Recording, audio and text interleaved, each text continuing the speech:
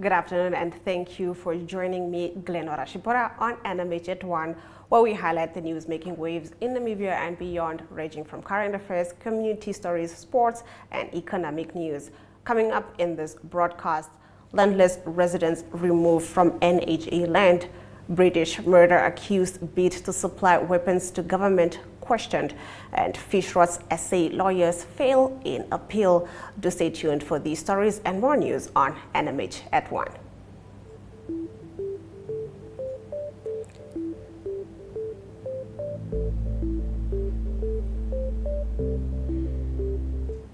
In our midday news update, on a rather sad note, South Africans woke up to sad news on Tuesday morning, December the 12th, following the passing of a talented musician, Bulelwa Muketukana, better known by her stage name, Zahara. Now, according to reports, Zahara passed away at a Johannesburg hospital on December 11th.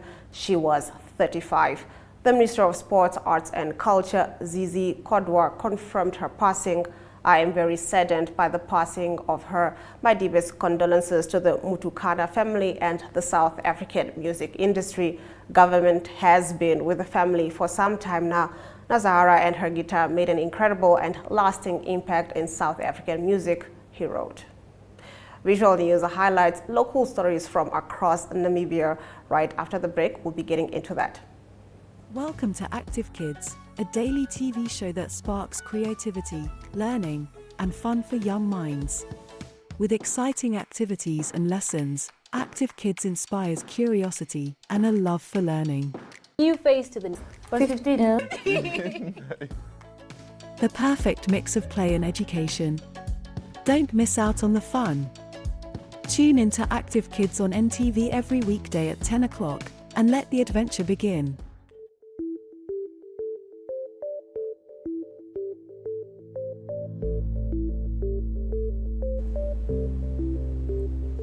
Getting into our visual news, first up, for the Okahanja Water Stewardship Project, Plant Manager Cholwe Mudende explained the importance of the project and the locations that will benefit from it.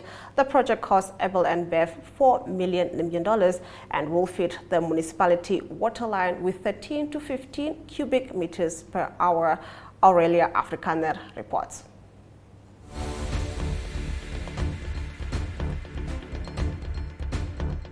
Observed. Today marks a pivotal role as we gather to commemorate the commissioning of the Okahanja Water Stewardship Project in partnership with the Okahanja municipality.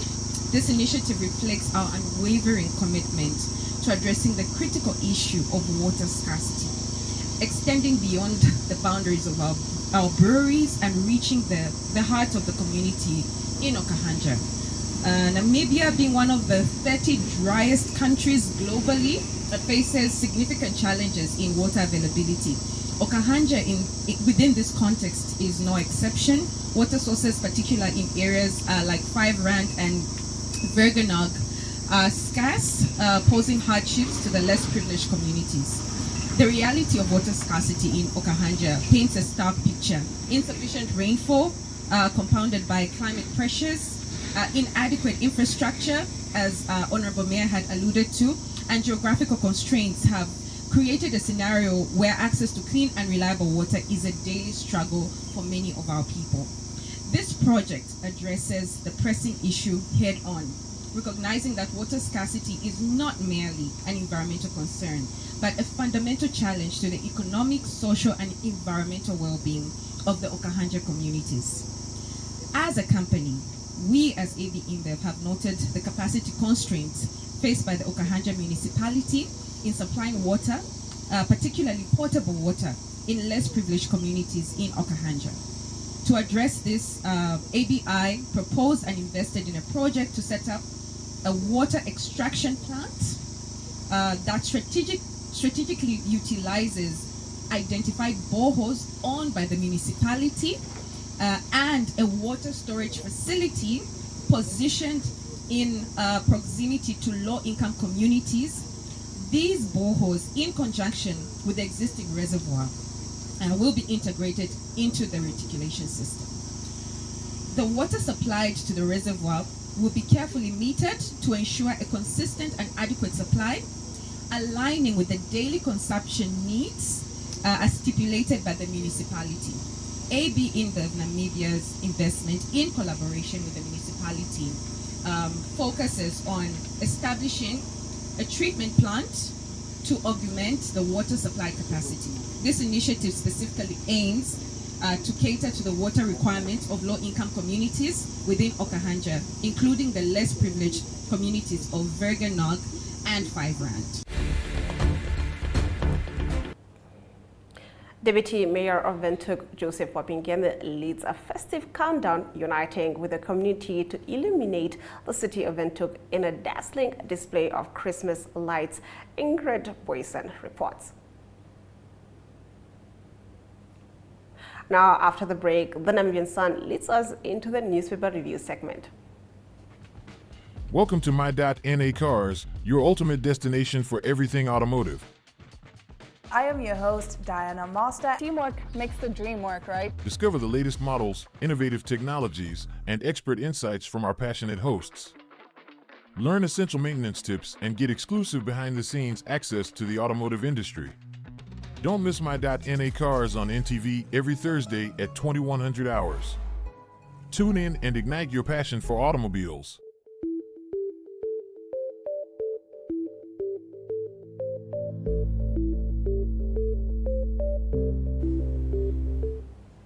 Getting into our newspaper review, starting off with the Namibian Sun's front page, it reports the two South African lawyers who were arrested in Windhoek in November 2019 for violating immigration control laws after they wanted to represent one of the Fishroad defendants in a bail application had the appeal dismissed last week. After their arrest, Mike Helens and Davy Jobert pleaded guilty in the Windhoek Magistrates Court to 2 charges and were fined $10,000 Namibian each. The charges relate to the Immigration Control Act for rendering services as legal practitioners without an employment permit and for providing false or misleading information to an immigration officer by stating that they came to Namibia for a meeting or visit. On page 3, President Hage Geingob said that corruption undermines trust in institutions, hampers economic development, erodes social justice, and poses a significant threat to democracy and the rule of law. He message commemorating the 20th International Anti-Corruption Day on Saturday. Now, this day marks a significant milestone in the ongoing battle against corruption, he said. Now, uniting the world against corruption is not merely a theme, it is a call to strengthen global collaboration and shared responsibility to foster transparency, integrity, and accountability, Geingob said. Moving over to the Republicans' front page, it reports the Namibia Financial Institution Supervisory Authority has placed a temporary limit of 9.9% on medical aid funds annual premium increase.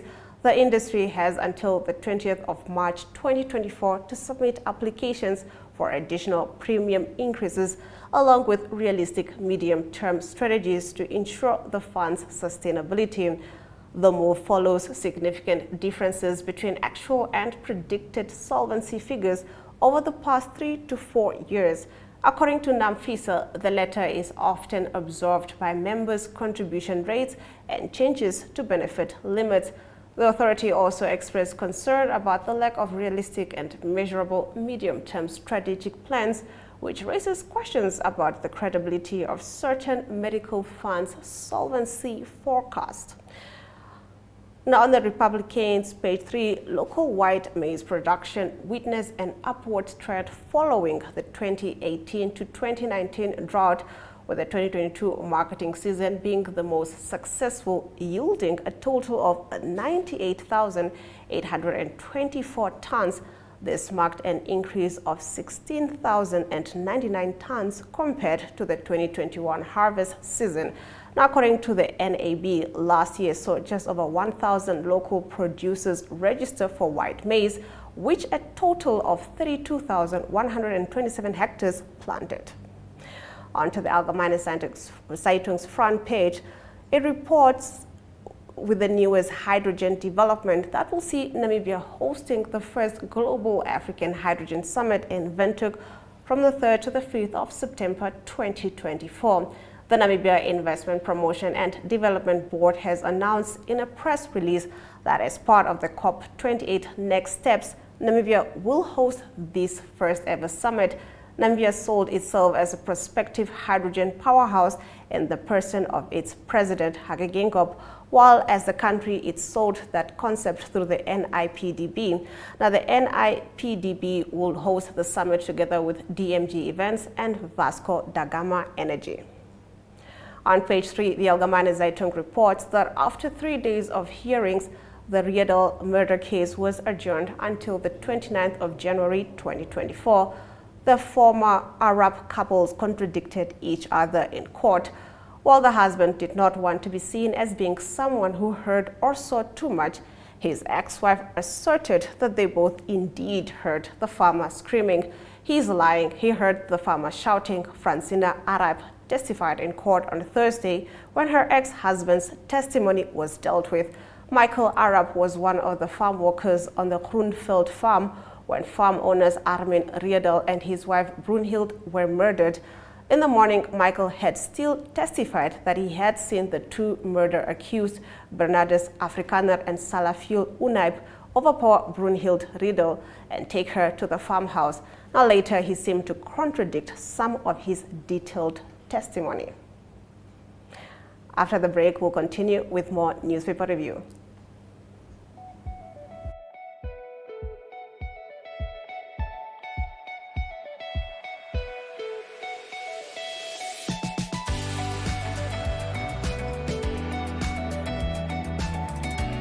To another exciting episode of Irongo Talk. We bring jou latest weer en vertel ook vir julle waar die vis julle mondstuk gaan byt.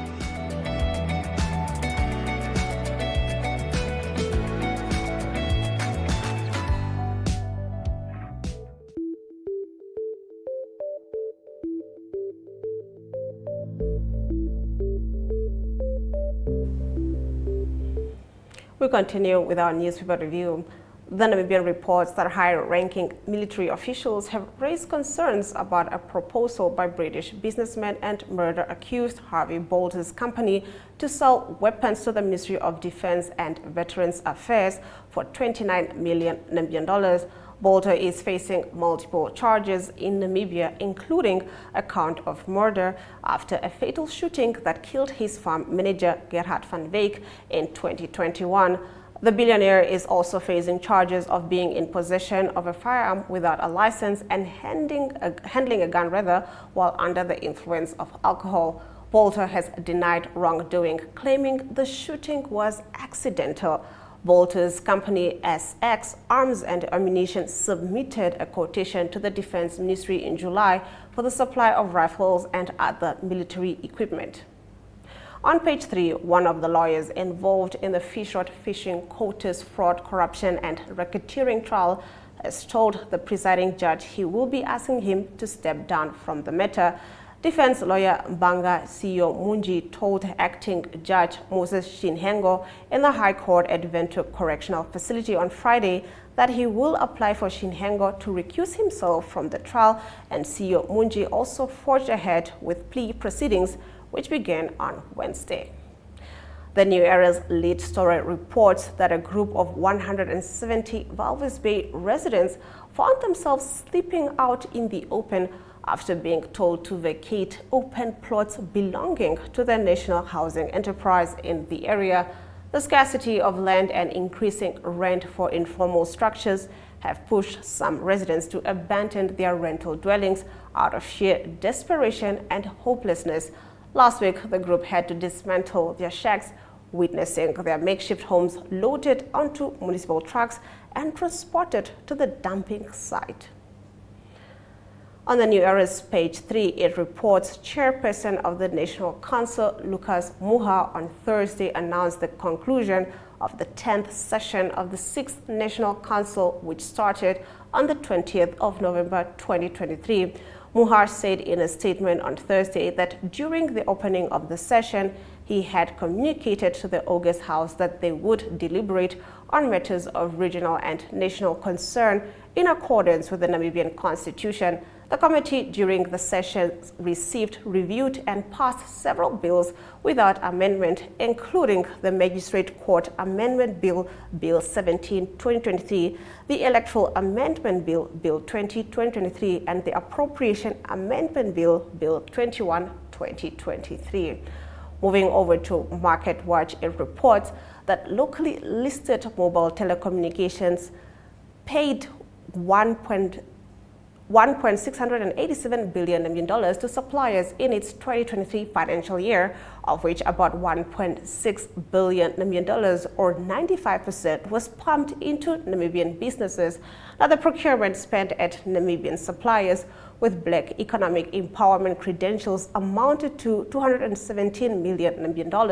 Now, according to MTC's latest integrated annual report released on Friday, the telecoms giant paid $471 million in salaries and benefits in the year ended 30th September 2023. Now, direct tax paid to the government and the Communications Regulatory Authority of Namibia exceeded $305 million. After the break, we'll be getting into our economic news. We are so excited to be kickstarting your morning with entertainment. Everything was happening during this past weekend. Yes. Exciting news. Wow, no, she was killing it already. In my opinion, I don't see anything wrong with him serving the full term. As well as keeping you informed on the issues that you need to know happening in and around our country.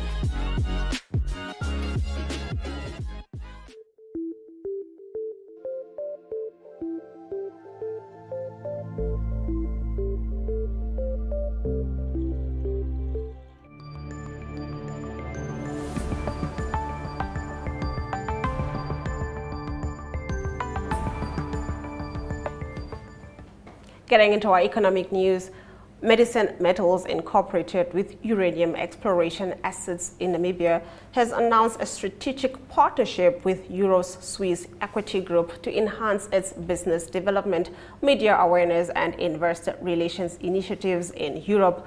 Medicine has been active in Namibia for 22 years. Medicine Metals, with an active presence in the European Union market, intends to solidify its position as an internationally recognized uranium mining and exploration company. Swiss Equity Group is a renowned expert in facilitating market entry into Central Europe, specializing in forging efficient connections between companies and capital markets. The collaboration with Swiss is initially set for 6 months, commencing last week, and is subject to renewal upon mutual agreement between both parties. Let's get into our economic indicators.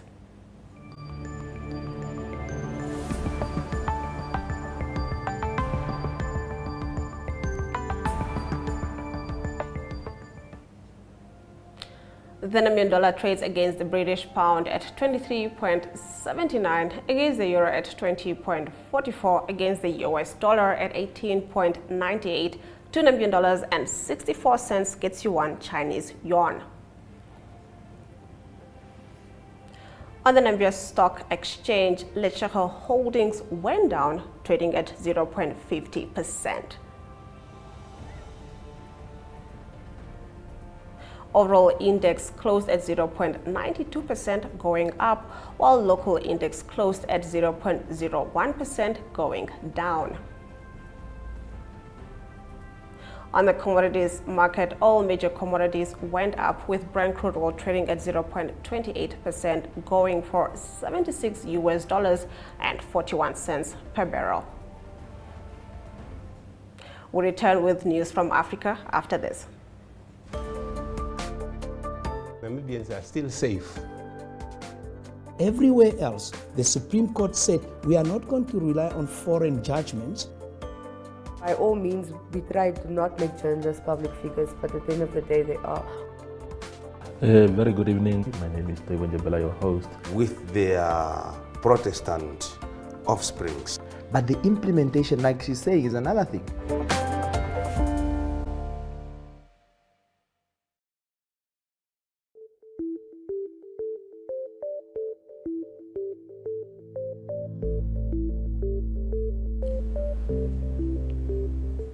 Getting into our news from Africa, the Zulu royal throne is on shaky grounds after the North Gauteng High Court in Pretoria found that President Cyril Ramaphosa failed to follow due process to recognize Misuzulu Kwazeli-Theni as king, reports News 24.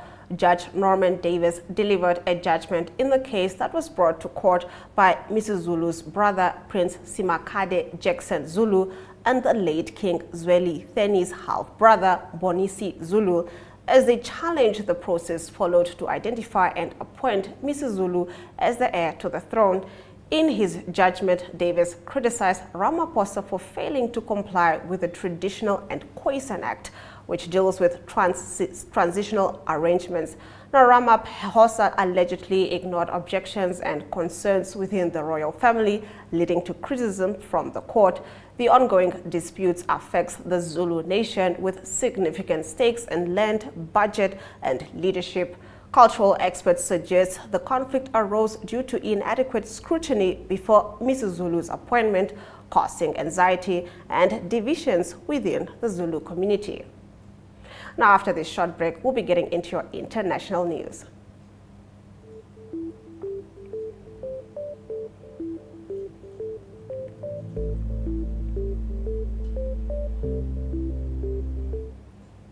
British Prime Minister Rishi Sunak faces the biggest parliamentary test of his premiership on Tuesday when lawmakers vote on his divisive plan to send asylum seekers to live in Rwanda.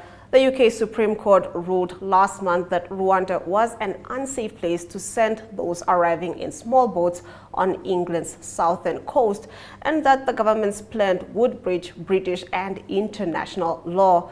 In response, Sunak has agreed on a new treaty with the East African country and brought forward emergency legislation designed to override domestic and international human rights law that will prevent deportations.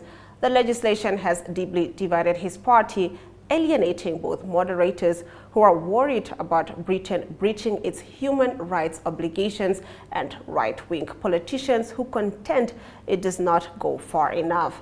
Now, some right-wing conservatives called for a full rewrite of the legislation on Monday, saying it will not stop asylum seekers from successfully appealing against deportation. One member of parliament in this group said they had not decided whether to abstain or vote against the government.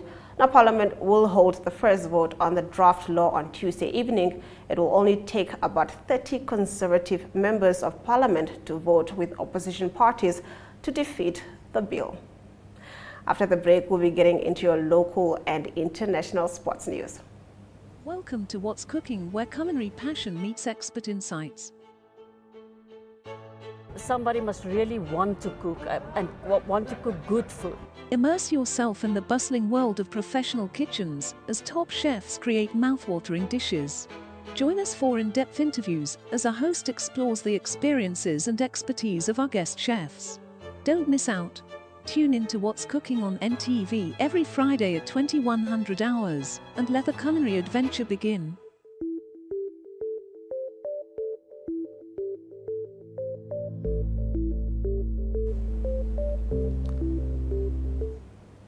Getting into our local sports news, the Dream, Create, Achieve, Inspire clothing brand is set to bring the Omwelihiwa community together with its first ever open soccer tournament boasting $10,000 worth of prizes.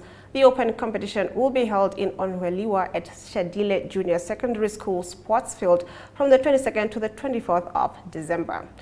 Moving over, the 34-year-old Connie loser extended a run of unprecedented success at the 2023 Nedbank Desert Dash with his record 7th title in 9 years last weekend. Now, the CAF Under-15 Girls and Boys African Schools Football Championship will take place in Zimbabwe from the 14th to the 16th of December 2023. The top 2 teams in each group will advance to the semi-finals. The winners of the two zonal competitions will advance to the continental finals to be played next year. After the break, we'll be getting into our international sports news. Welcome to Active Kids, a daily TV show that sparks creativity, learning, and fun for young minds. With exciting activities and lessons, Active Kids inspires curiosity and a love for learning. New face to the 15. The perfect mix of play and education. Don't miss out on the fun. Tune in to Active Kids on NTV every weekday at 10 o'clock and let the adventure begin.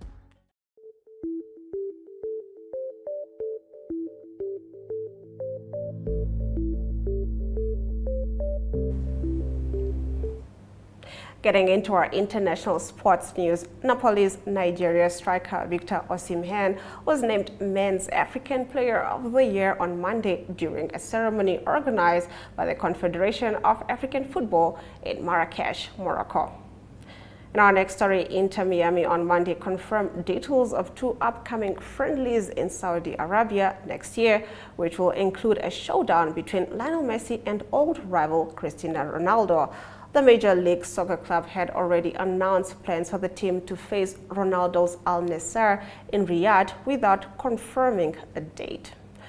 In our next story, Six Gun Grill Western Province were duly crowned one-day cup champions at the end of October when they trounced the Northwest Dragons by 107 runs at Six Gun Grill Newlands. The men from Cape Town were full value for money and deserved their success after an unbeaten campaign. After the break, we'll be getting into the news highlights from today's broadcast.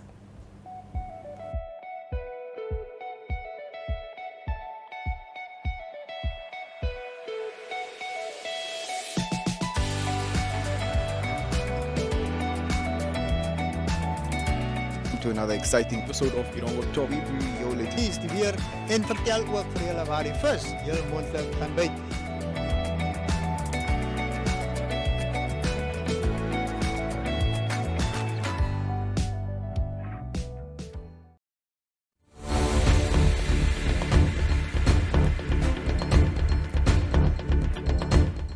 You're still watching NMH at 1. Let's take a look at the news highlights from today's broadcast.